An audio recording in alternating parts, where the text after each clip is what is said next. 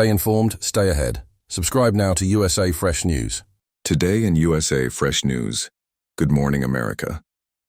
The U.S. dollar slides to a 7-week low as weak job numbers spark concern across global markets.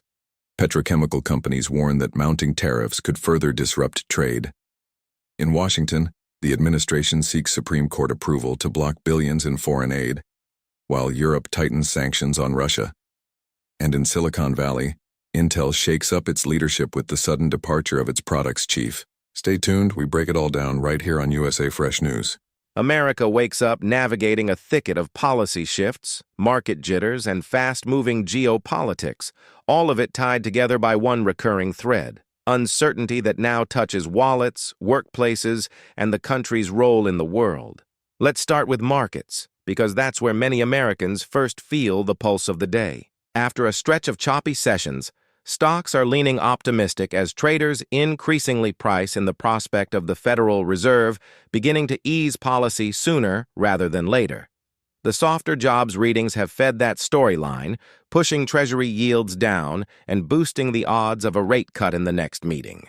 When yields slide and rate cut hopes rise, three things tend to happen at once. Tech and growth names catch a bid, the dollar weakens, and gold shines as a hedge against both policy risk and broader volatility. That's more than scoreboard watching. It shapes mortgage costs, small business credit, and the feasibility of hiring plans for the rest of the year. In other words, will the Fed blink? Isn't a Wall Street parlor game. It's a kitchen table variable that decides whether that renovation gets delayed, whether a factory line expands, and how fast a startup burns cash.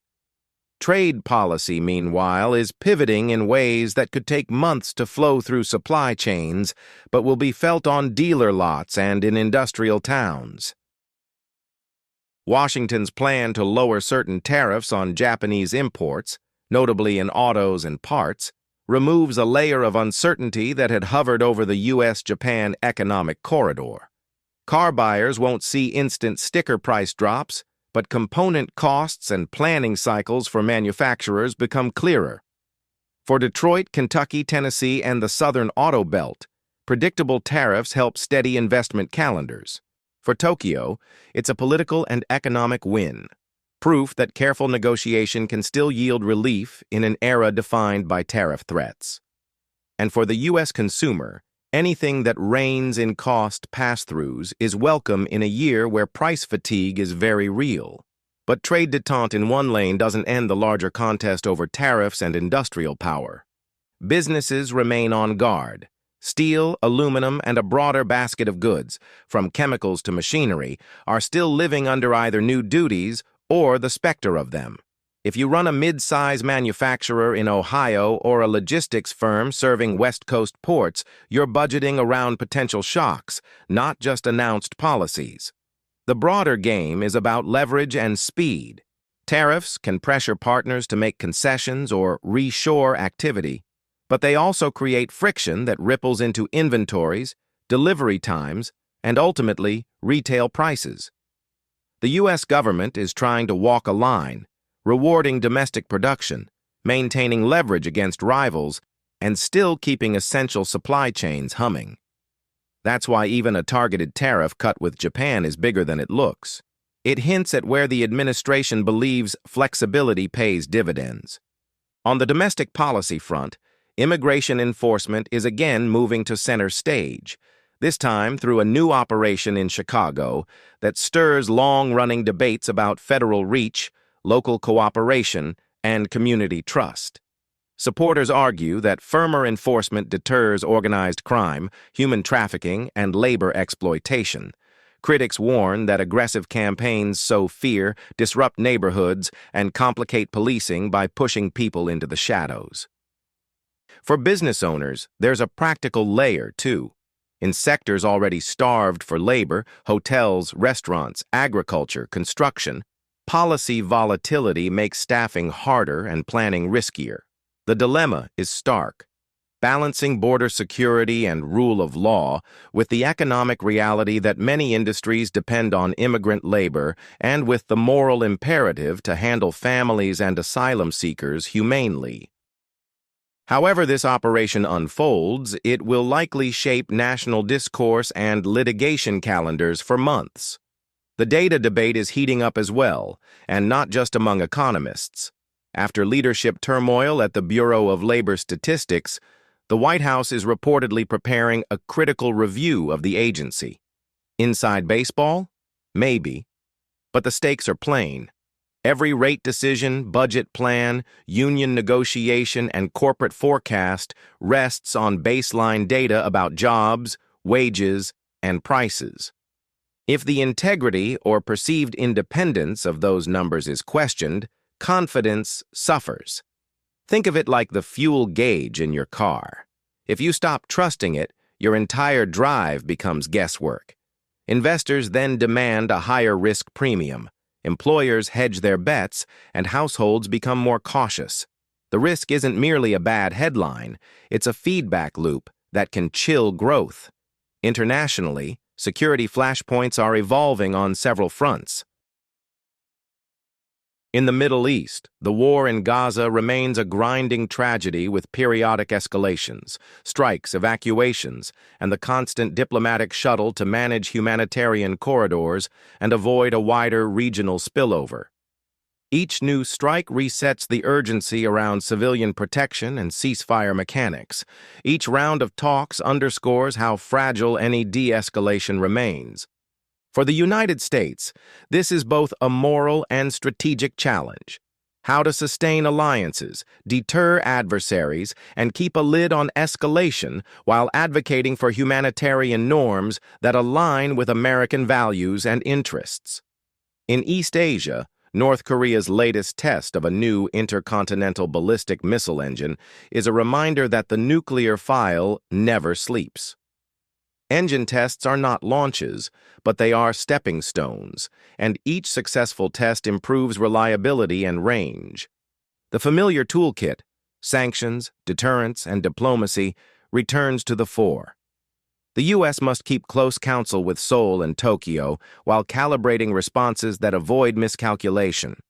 For Americans at home, this can feel distant, but it intersects with missile defense budgets, force posture in the Pacific, and the broader balance of power with China and Russia. On Europe's eastern frontier, the Russia-Ukraine war continues to remake security assumptions.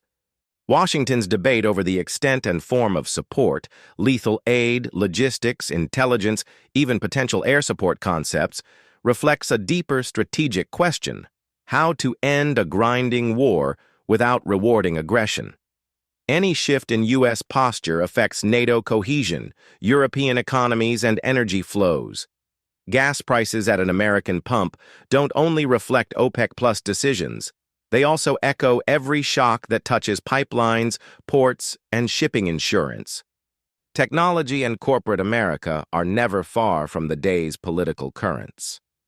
Apple's fall showcase, a reliable September ritual, lands amid heightened scrutiny of AI features, supply chain footprints, and price points.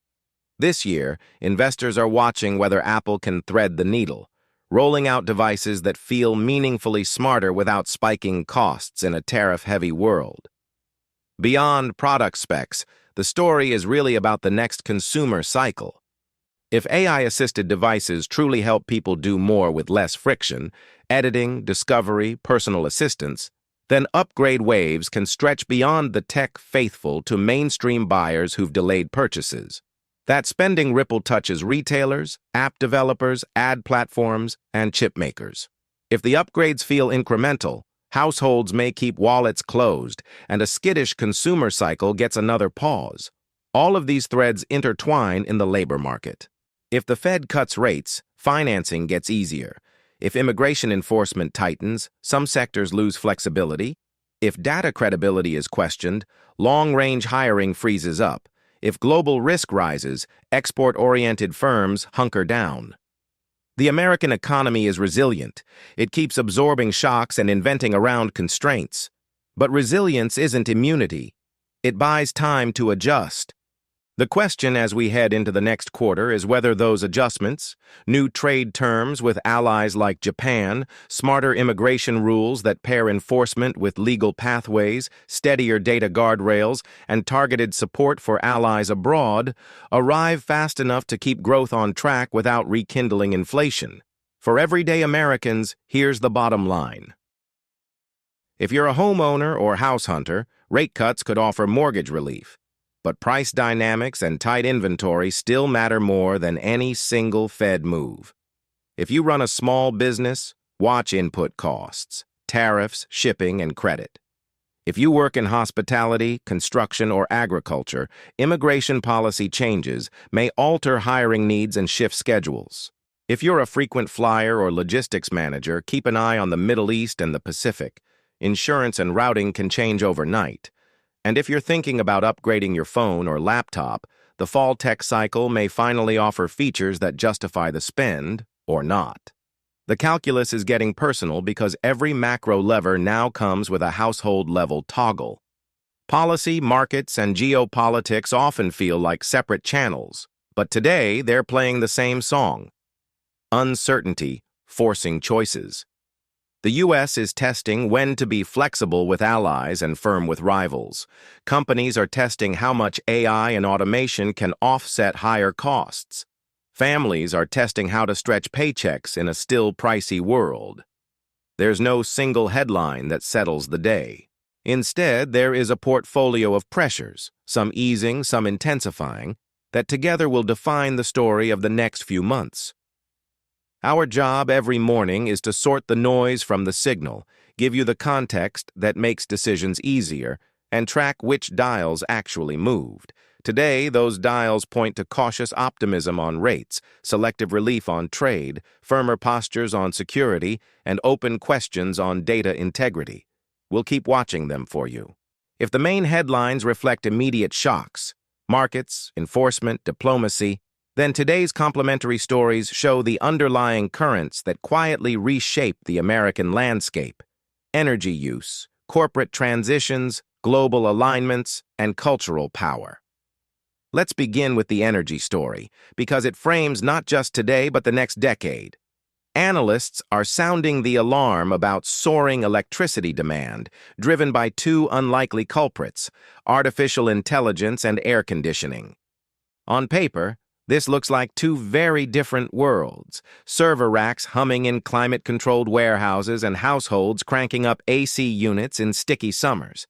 In practice, both are stressing grids at levels utilities didn't anticipate just 5 years ago. Axios recently reported that a single advanced server rack in a data center can now consume as much electricity as 600 homes. That figure sounds almost hyperbolic until you map it across the thousands of racks being built in data centers across Virginia, Texas, and the Midwest. Add in climate change-driven heat waves increasing AC use, and you've got a demand spike that risks outpacing infrastructure upgrades. The implications are vast. For consumers, it could mean higher rates as utilities pass on costs. For policymakers, it raises the specter of blackouts or rationing if grid capacity can't catch up. For environmentalists, it underscores the paradox of AI. While it promises efficiency in industries from agriculture to medicine, it guzzles energy in ways that could undermine climate goals. Historically, moments like this have sparked infrastructure revolutions. Think of rural electrification in the 1930s or the nuclear build-outs of the 1970s. The question now is whether the U.S. can coordinate investments fast enough across federal, state, and private actors to prevent a collision between technological optimism and physical constraints. From energy to economics, tariff battles are once again steering headlines. Businesses are warning of potential massive refund liabilities if the Supreme Court rules that Trump-era reciprocal tariffs exceeded executive authority. In practical terms, this could force the Treasury to return billions of dollars to companies that paid duties under contested rules. That's not just a bookkeeping matter. It would reshape how presidents wield tariff power. For decades, U.S. trade law has afforded wide leeway to the executive branch, often justified by national security grounds. But a reversal now would send a message. There are limits, and Congress must reclaim some oversight. For American households, the ruling's impact could filter down through prices, either offering relief if tariff costs fall or tightening supply if retaliatory measures resurface. Historically, tariff fights echo beyond spreadsheets. They touch identity politics as industries and regions lobby for protection or openness. Steel towns, farm states, and coastal ports all have skin in the game. Meanwhile, corporate leadership shifts are stirring. Intel, long a bellwether of U.S. Tech Might, is facing yet another shakeup with the sudden departure of its products chief. On the surface, this looks like executive churn, but scratch deeper and it signals a company struggling to find its footing in a semiconductor race increasingly defined by NVIDIA, Taiwan's TSMC, and government industrial policy. Intel has been tasked with not only regaining market share, but also fulfilling Washington's hopes of domestic chip independence. Every leadership exit raises investor skepticism. Can Intel execute, or is it stuck in perpetual reboot? For workers in Silicon Valley and for states banking on new chip foundries, these questions are existential. The Biden administration's CHIPS Act poured billions into semiconductor incentives, but capital and policy can't substitute for flawless execution. Intel's narrative now matters not only to shareholders, but to national strategy. On the foreign policy front, America's European partners are tightening coordination on sanctions against Russia. This is partly about solidarity, but also about efficiency. Sanctions work best when gaps are closed and enforcement is uniform. The EU has sometimes struggled with uneven application, as member states with deeper trade ties to Moscow lag in enforcement. The latest push suggests a recognition that time weakens sanctions if loopholes proliferate. For Washington, this is a validation that transatlantic unity still holds, vital as Russia adapts and seeks lifelines through Asia and the Middle East. Historically, sanctions regimes, from apartheid South Africa to Iran, have shown that persistence matters as much as severity. The longer the unity holds, the more pressure builds. Complementary news also often highlights societal undercurrents. Consider the rise of new energy-focused podcasts and media like Axios's Shocked. At first glance, this is niche, another entry in a crowded podcast market. But it speaks to a cultural shift. Energy and climate are no longer policy-wonk domains. They are lifestyle issues. People are asking whether running powerful AI queries, blasting AC all summer, or attending power-hungry concerts is socially responsible. The debate mirrors earlier cultural shifts, like when recycling went mainstream in the 1990s or when hybrid cars signaled virtue in the 2000s. Media framing shapes behavior as much as policy. If climate-conscious consumption becomes a cultural expectation, companies will adapt faster than laws require.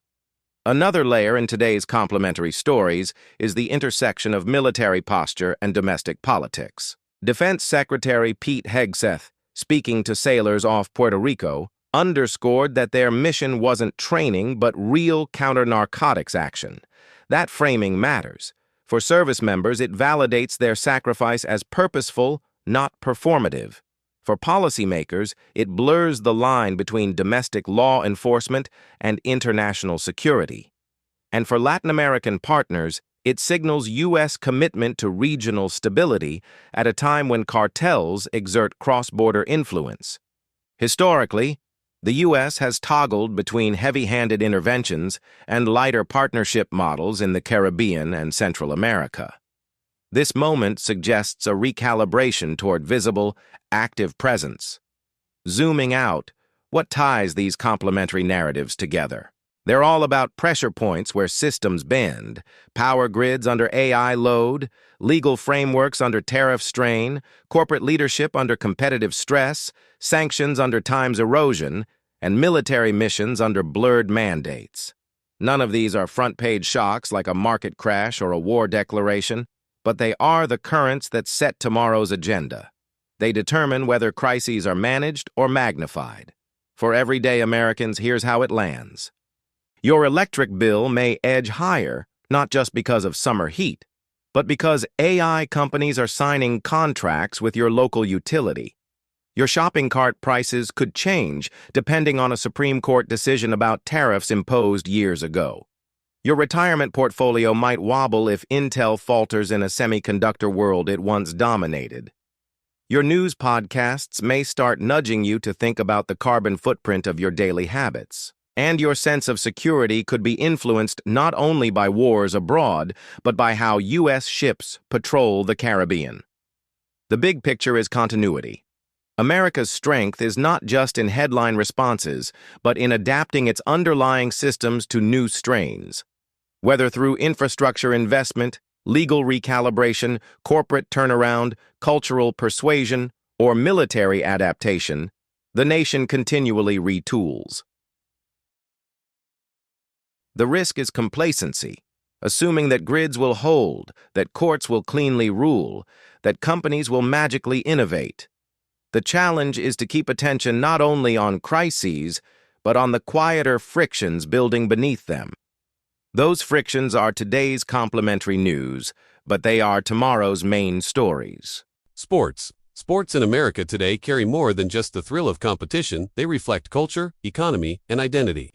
This week, 3 storylines dominate: the build-up to the NFL season, the tightening playoff races in Major League Baseball, and the cultural reach of global sports like soccer and tennis. In the NFL, preseason camps have moved into their final stretch, and every team is balancing optimism with nerves. Quarterbacks remain the focal point. Veteran stars face scrutiny to prove they can still carry franchises, while rookies drafted with high expectations are being judged throw by throw. For fans, it's speculation season. Fantasy leagues are being finalized. Sports talk shows are buzzing, and stadiums prepare for the massive revenue surge that comes when football takes center stage. Beyond the field, labor stability and massive new broadcasting contracts keep reminding us that football is not only a sport but a billion-dollar media ecosystem. Meanwhile, baseball is reaching its most dramatic stage. September means playoff positioning, and the intensity is palpable. Traditional powerhouses battle for seeding, while a few underdog teams are pushing for Cinderella-style runs into October. For fans, baseball this time of year isn't just about stats, it's about regional pride. Bars in Boston, Chicago, Los Angeles, and Houston overflow with debates about bullpen depth and clutch hitting. Economically, these games fuel local businesses, ticket resales, and even city tourism. Historically, September baseball has delivered some of the most iconic moments in the sport, and this year feels ripe for another entry in that legacy. Internationally, tennis and soccer maintain a steady presence in American conversation. Tennis tournaments this month are shaping year-end rankings, while soccer, both Major League Soccer and European leagues, continues to grow its American fanbase. U.S. players abroad are making headlines, which further boosts interest at home. Add the looming Olympic qualifiers across sports, and you see how competition connects to national pride and global identity. Together, these stories highlight why sports endure. They entertain, they unite, they drive economies, and they give communities a common language. From fantasy rosters to playoff brackets, the games are more than games, they're threads woven into everyday American life. Weather across the United States today. The skies tell a story of contrasts.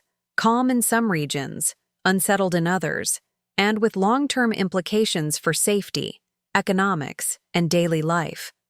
In the West, dry heat remains the dominant theme. California, Nevada, and Arizona continue to experience abnormally warm and arid conditions, keeping wildfire risk elevated. Even though this isn't peak fire season, officials warn that shifting winds and record-low soil moisture could quickly ignite flare-ups. Communities remain on alert, with evacuation plans quietly updated and air quality advisories issued more frequently. Historically, September has been a month of devastating blazes in the West, and the current conditions echo that memory. For agriculture and outdoor labor, the risk isn't just fire, it's also heat stress, which strains farm workers and raises costs for growers already battling tight margins. Moving into the Midwest and Northeast, a different rhythm plays out. Temperatures have begun their gradual slide into autumn, with cooler nights and crisp mornings settling in. Farmers welcome the conditions for harvesting corn and soybeans, while city dwellers enjoy relief from the summer's humidity. But with those swings come challenges. Public health officials caution that sudden temperature drops can trigger respiratory issues for vulnerable populations. Energy companies, too, prepare for the delicate balance of shifting from cooling demand to heating demand, an adjustment that affects utility bills for millions. The Southeast faces scattered thunderstorms tied to lingering tropical moisture. While no major hurricanes are on the radar this week, forecasters warn that the Atlantic remains active, and September is historically the peak of storm season. Coastal towns remain vigilant, remembering how quickly a tropical depression can strengthen. Even moderate flooding from heavy rain can disrupt tourism and local commerce, making every forecast an economic consideration. Nationwide, the patchwork of weather reminds us that forecasts are not background noise. They're plans for energy use, health precautions, and economic decisions. From wildfires and crops to commutes and vacations, the weather continues to be both an everyday reality and a powerful economic driver.